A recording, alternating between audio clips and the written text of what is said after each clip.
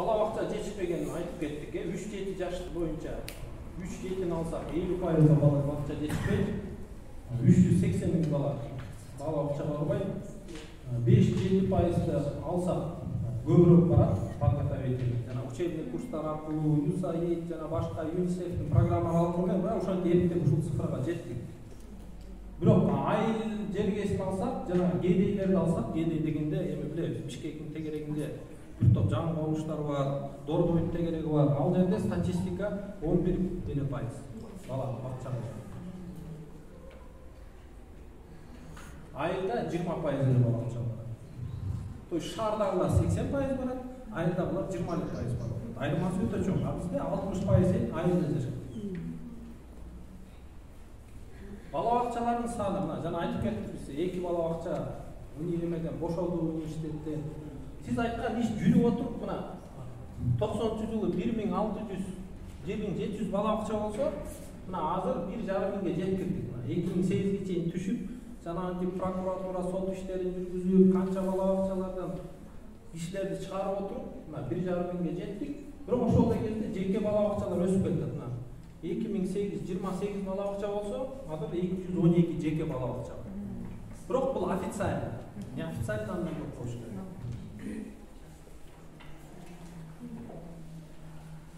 Бул мына 2010 13% адам бала бакчага барса, азыр мына 24%.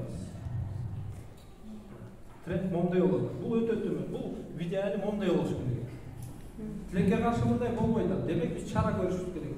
Демек мына айтып кеттик, билим берүү министрлигинде кээ бир нерселерге каршылык болуп атат. Сиз мугалим катары айтып атасыздар, бул жерден муну эмне талкуулап атабыз, бакка барбай айтпайсыңарбы деп. Акыры могу графикти өзгөртүш керек болуп атат.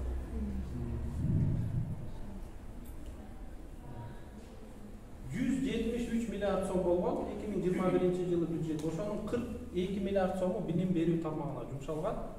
25%, 4/1.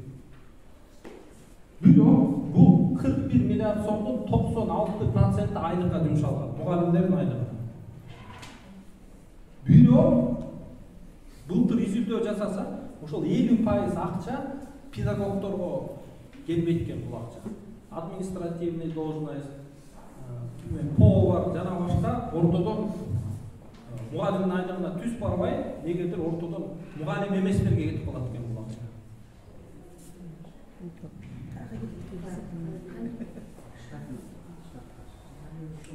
Жалпы айта кетсек, мына Министерство образования бюджети 70 миллион сом, 6,5 миллиард сом садиктер, бала бакчалар, 35 миллиард сом мектептер, 2 миллиард сом башталгыч профтех, 1,5 миллиард орто профтех, 26 миллион высший без диплом, 7 миллиард сом вуздарга бөлүнөт, жана башкаларга 2 миллиард сом бөлүнөт.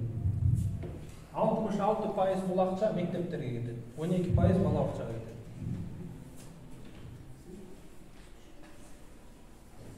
Айлыктар кандай өзгөрдү? Орточо Кыргызстанда мугалимдин айлыгы 18 миң сомдон 28 миң сомго өсүп кетти. Бул апрелдеги айлык көтөрүлдү. Бала бакчаларда 3200дөн 5200гө өсүп кетти.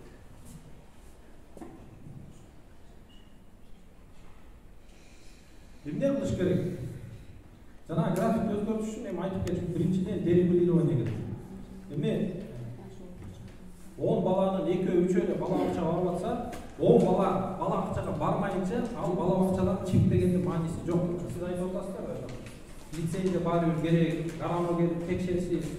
Ал текшерүүнүн эч мааниси жок, анткени 7-8 бала көчөдө жүрөт. Жок алар, айын десе бала бакча. Эмне кылыш керек? Демек ал бала бакча биринчи ачылыш керек. Ачылсын, андан кийин барып текшерели макул. Бирок биз мыйзамда сунуштап атабыз. Лицензияны алып салалы, бирок санитарный пожарный норма калат. Ал здание под бала бакча болгондо в любом случае пожарный безопасность болот, санитарный безопасность болот. Бирок ал Министерство образования бербейт. Аны ошол жергиликтүү пожарный служба жооп берет, жана самтын жооп берет.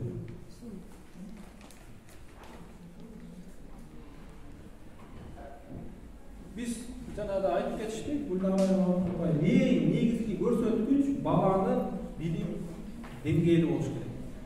Калганы бизге эмне кереги бар? Аккредитация бар, канча парта бар, канча китеп бар. Дуалдарын акталганбы бул ишке не принципиально, принципиально ошол жерде баланы берген. Например, Англияда чекпоинт деген система бар. 5-класс, 8-класс, 11-класста алынат онлайн. Бул результаттары түз эле эме көрөт, система. Ойрне сыяктуу адам киргише албайт да.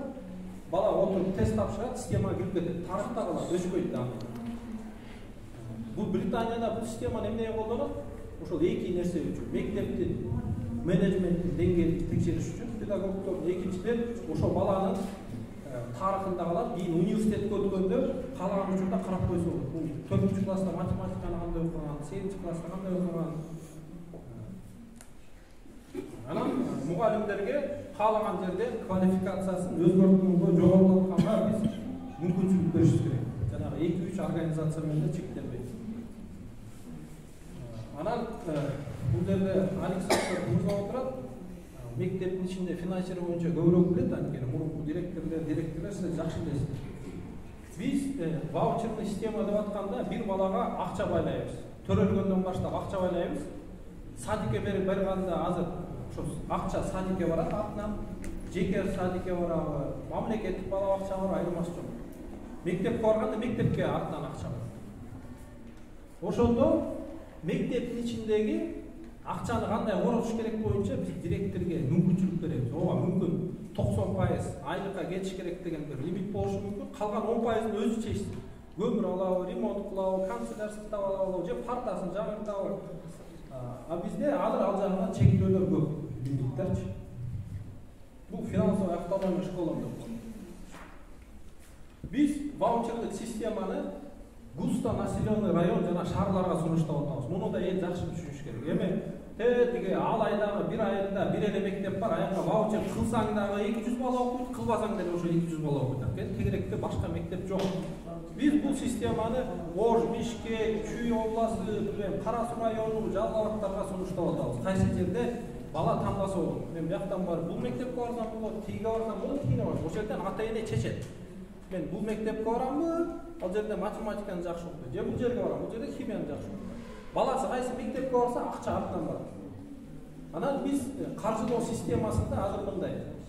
Министерство финансов бюджет бөлөт, казначейство райондорго акча бөлөт, райондор мектептерге акча бөлөт. Биз Министерство образования райондордо алып салалы деп атабыз. Цепочкада казначействодон акча прямой мектепке барат. Бул Министерство образования буга тиешеси болбойт. Бала барган учурда артынан акча бара берет. Бул казначейство автоматически электронный распределение болот. Казакстанда бул система иштейт экен. Биз замминистр образования менен прямой эфир жүргүзгөндө бир Бибигүл деген айым менен ошол айтып берген. Казакстанда ошол системага өтүшүптүр.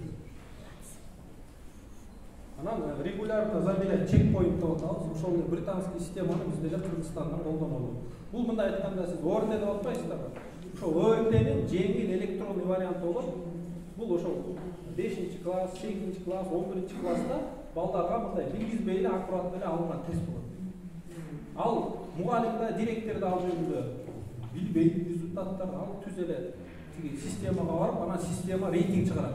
Мына могу мектептер жакшы иштеп атат, бул мектептер зеленый зона, бул мектептер красный зона. Демек бул мектептин мугалим менен директорлори алсыз, слабый, билими жетишпейт.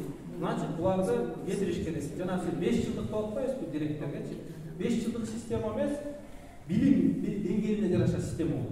Балдар жакшы окуп атса, 10 жыл деле отура берсин. Жаман окуп атса, анда 1 жылдан кетиш керек. Ушул сыяктуу система болот. Бирок бул жерде биз эсептедик. Адам ар бир окуучу баласына кайсы райондо канча акча бөлүнөт. Мына Баткен областын айтсак, Кызылкыяда bir окуучуга 12.200 сом келет экен, Кызылкыя шаарында. А Сүлүктүү шаарында 25.000 сом келет. Анткени Сүлүктүүдө алысыраак, мектеп азыраак, окуучу азыраак. Аламидин районунда 15.000 сом, окуучу башына Панфилов районунда 23.000 сом. Каракол шаарында 13.000 сом, Тоң районунда 23.000 сом. Орусча айтып кетсек, мына Өзгөндө окуучу бала башына бюджеттен 13.000 сом бөлүнөт экен, Чоңалайда 36.000 сом. Деме Чоңалай суу, алыс, окуучу аз. Биз анын баарын билебиз. Ваучер системасына мунун баары эске алынат. Биз ваучер системасын густо населенный райондорго колдонобуз. Конкуренция, атаандаштык болсун деп ошол принцип менен. Чоң алайдагы мектепке минималдуу акча бөлүнүп бюджеттен в любом случае. Анткени мектеп иштеш керек, минимальный количество мугалим болуш керек, отопление болуш керек, ал акча бөлүнүп турат. Бирок анын үстүнө деңгээли жакшы болсо дагы бонусный бюджеттен кошумча акча бөлүнүшү керек. Ошол сыяктуу система.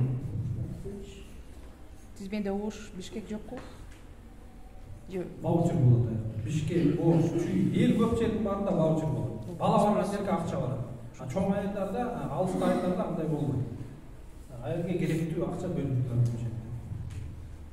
Мына мектеп Бишкекте биз изилдөө жүргүздүк. Бишкекте биз 8 мектеп таптык. Булардын айлык төлөмү 3000 сом болчу. Быйыл мугалимдердин айына көтөрүлгөн үчүн 5000 сомго көтөрүшүптүр айына. Бирок ал жерде мындай экен, мына Туңгучта Бишкекте 73 мектеп бар. Ал жерде бир 3000ден ашык бала окуйт.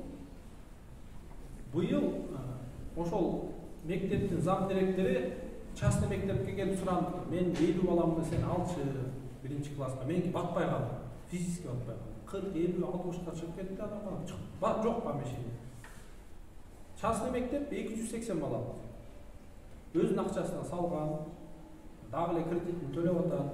3000 сомдон окуучудан алчы. Бирок ал жерде Туңгучта ар жагында рухий мурас деген жер бар, билесиздер, Ошо тигеректе кыйналган көп жашаган калк бар. Ал эжеге 73 мектепке балдарын киргизе албай кыйналып калган үй бүлөлөр келет экен. 80 баланын энеси жалгыз энелер. 3000 сом төлөйт экен, эптеп септеп 2-3 ай. Бирок 2-3 айдан төлөй албай калат экен. Жашоо болбойт.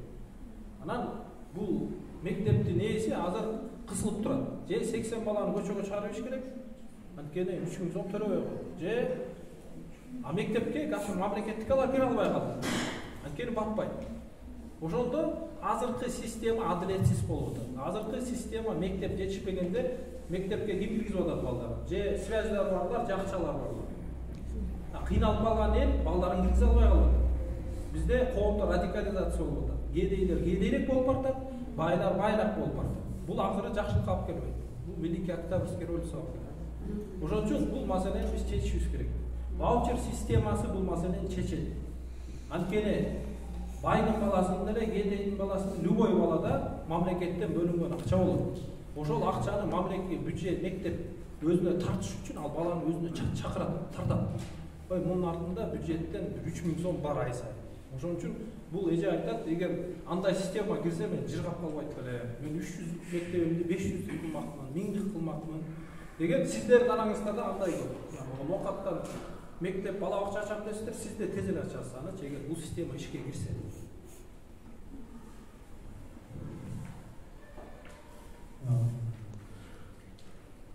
Азыр жеке мектептерде 3% эле окуйт.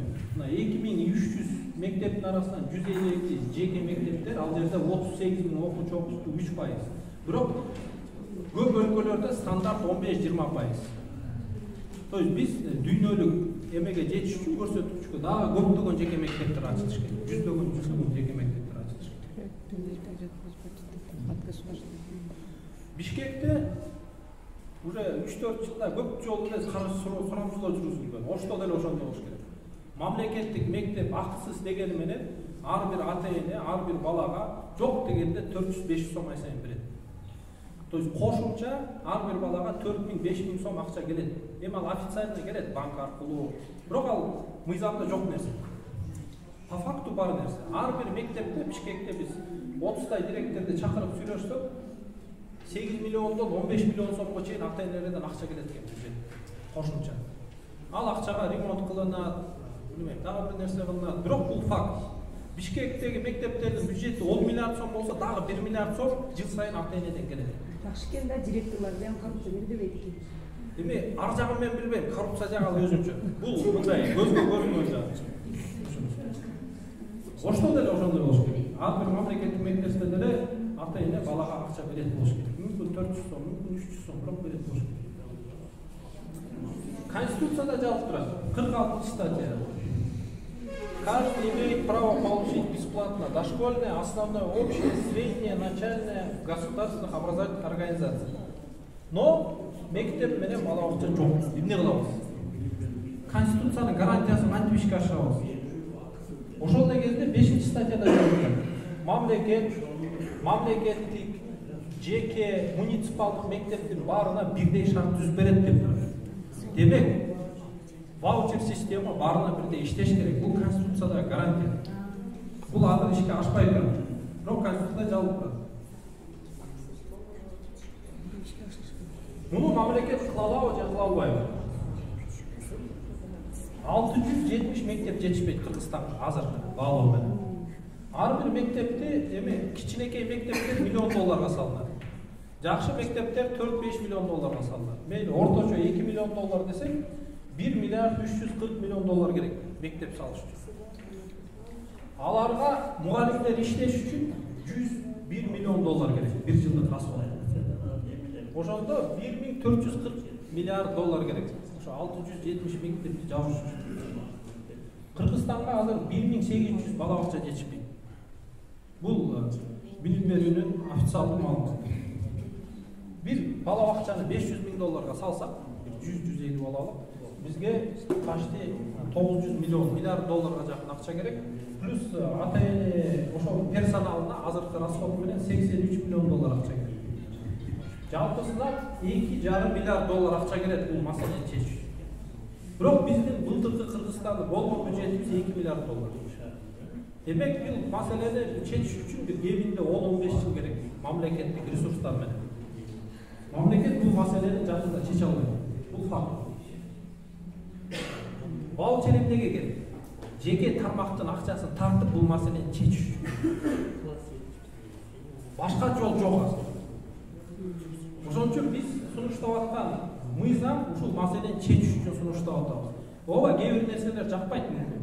Бала бакчага лицензия баары алдырыш керек, вдруг менин баламды ал жерде динге үйрөтүп салат же башка нерсе кылып салат деп коркунучтар болушу мүмкүн, бирок бизде башка жол жок азыр. Мына бул Бишкектеги мектептер 8 мектеп, булар ошо 3000 сомдон окуткан мектептер. Эгер бул мектептерге ваучер келсе, адам башына 3000 сом келсе, бул мектептер 2 эсе 3 эсе чоңойгонго мүмкүнчүлүгү бар. Силерде деле Оштогу жеке мектептерге ар бир балага бюджеттен кошумча 3000 сом келсе, силер үлкөнгө чоң өбөлгө болот. Мамлекеттик маселесин сиз чечесиздер. Жаңы мектеп ош кура албайт. Мына Фархот мырза айтып кетти. Жер жок. Мамлекеттик жер жок. Бишкекте да жер жок. Бишкекте жанагы түштүк магистралга 100 миң кишилик микрорайондор салынды. Жок, бир да мектеп салынбады. Анткени ал жерде мамлекеттик бир сотка да жери жок. Мамлекет кааласа да сала албайт, жок жер.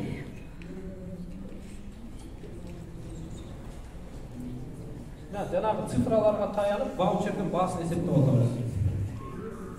34 миллиард 637 миллион сомду биз 1 миллион 350 миң окуучуга бөлсөк, бир окуучуга 25.600 сом акча бөлүнүп атат бюджеттен жылына. Айына 2,5 миң сом. Бул азыркы бюджеттеги бар акча. Ар бир төрөлгөн баланын бакчасы бар, бюджеттен ушунча бөлүнбөйт. Бала бакчага 1000 сом айына. Ошон үчүн биз сунуштап атабыз. Билим берүү министрлигинин тиешеси жок эле, Министерство финансов ар бир балага акчаны байласып, бала барганда мектепке электрондук катталар менен акча ошол бюджетке түшүш керек, автоматически түшүш керек. Эч суроосуз. Бала бакча боюнча бизде 800 миң бала бакча баш керек, бирок 200 миң эле бар. Бала бакча өзүнчө чоң тема. Көтөрүлөчү кимдин балдары мамлекеттик бала бакчага барат. Неберелер 10-15 киши көтөрүп атат. Сизге биздин реформа жакпайт. Анткени биз айтып атабыз. Ол баланын 2 баласы бала бакчага барып атса, 8 балага көчөгө турса, анда биз чечим кабыл алыш керек. Европа көптөгөн өлкөлөрдө жарым күндөн эле барат экен бала бакча. Жарым күнгө сиздин балаңыз барсын, жарым күнгө көчөдөгү жана 2 бала келсин. Болбосо эмнеге 8 бала көчөдө жүрүш керек? Конституция баарына бирдей гарантия берген. Бирок бизде адилетсиз болуп атат. Кээде связьдары жоктун балдары көчөдө жүрөт. Мүмкүнчүлүгү барлар киргизип алат. Депутат тааныштары бар, мэр тааныштары бар. То есть адилетсиздик болуп атат. Бул маселени ошентип чечиш керек. Эгер сиз кааласаңыз, балаңыз экинчи жарым күн ошо бала бакчада калсын десеңиз, анда сиз кошумча акча төлөшүңүз керек. Мүмкүн 2000 сом, мүмкүн 3000 сом айына төлөйсүз, ал акча бюджетке түшүп, ваучер аркылуу жеке бала бакчага бөлүнөт, жеке бала бакча ошол акчага акысыз баланы жаңы бала бакча курат. Ошондо биз жана 20%ды 40-50%га көтөрөбүз. Экинчиден, бала бакчанын ичинде уктаган комнаталар бар. Ал болгону күнүнө 2 саат колдонулат. Биз ошо уктаган комната кереги жок болду. Ага дагы бир кошумча 20-30 бала отат. Кыскасы бул маселени ушундай реформа менен чечпесек, бул өзүнөн өзү чечилбейт. Азыр жаңылыктарды ачсаңыздар, мамлекет эмне кылды? Мамлекет 18 миңден 28 миң сомго мугалимдин айлыгын көтөрдү. Жакшы, сон. 1-сентябрда 20 мектепти мамлекет берет экен эксплуатацияга. Бирок 20 мектеп деген бул 3% ал 170. То есть дагы куруш үчүн дагы демек 103кө бөлсөк дагы 33 жыл керек. Мындай темп 33 жылда балдардын саны дагы экесе болот. То есть мамлекет чече албайт экен. Мына айтып кетти. Ооба, Саудовский Аравия бизге фонд развития 15 мектеп салып берип атат. Россия түштүккө 9 мектеп салып берип атат. Өзбекстан Баткенге 1 мектеп салып берди. Бул деле маселени чечпейт. Бюджеттин деле сырткы жардамын алып буга келбейт. Буга алдын только жеке тармактын алып келет. Жеке тармакты чакырыш керек, шарт түзүп бериш керек. Биз ушул жаңы мыйзамда ошол шартты түзүп берели деп атабыз. Болгон ошол. Андан тышкары Билим берүү министрлиги 1020 сааттан 820 саатка түшүрдү. Окутуу сааттары бул жакшы. Бул дүйнөлүк стандарт. Бирок аны менен иш бүтпөйт. Жанагы айткан реформанын баарын жака жазып койдум. Абдулкапыр мырза айткан, мен кайталап эле коеюн. Анан компетенция сөздөр бар. Сиз мугалимдер жакшы билесиздер, предметный стандарт деген бар, госстандарт деген бар. Биздин Кыргызстандын госстандарты 3 эле компетенцияга таянган. Бирок дүйнөдө 8 компетенция бар. 21-жылымда дүйнөлүк экономикалык атаандашка чыдаган баланы өстүрүш үчүн 8 компетенцияга ээ болуш керек. Кыргызстан үчөө деле ээ. И то ага деле ээ эмес. Окудум. Мына 8 стандарт. Мультикультурность, открытость, осознанность, клиентоориентированность, работа в условиях неопределенности, адаптивность, обучаемость, работа с людьми в команде, межотраслевая коммуникация, управление проектами и работа с IT-системой. Кыргызстанда 3 эле: информационная компетентность, социально-коммуникативная и компетентность самоорганизации. Можно вернуть?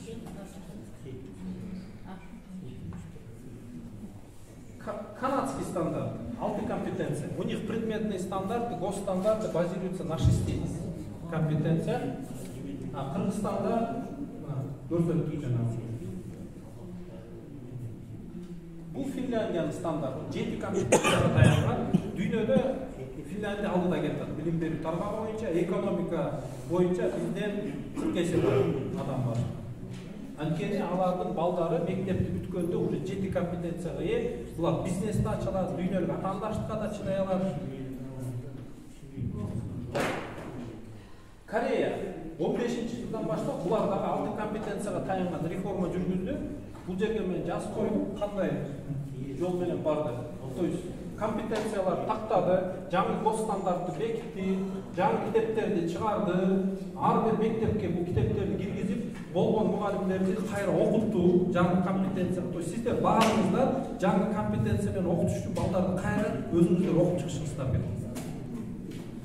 Болбосо биз балдарыбызды 21-жылга даярдай албайбыз. Биз болгон аларды кара жумушка даярдап атабыз. Эми бул жагын шашпай кийин карап чыксаңыздар болот. Компетенция темасы бул чоң тема, өзүнчө сүйлөш керек.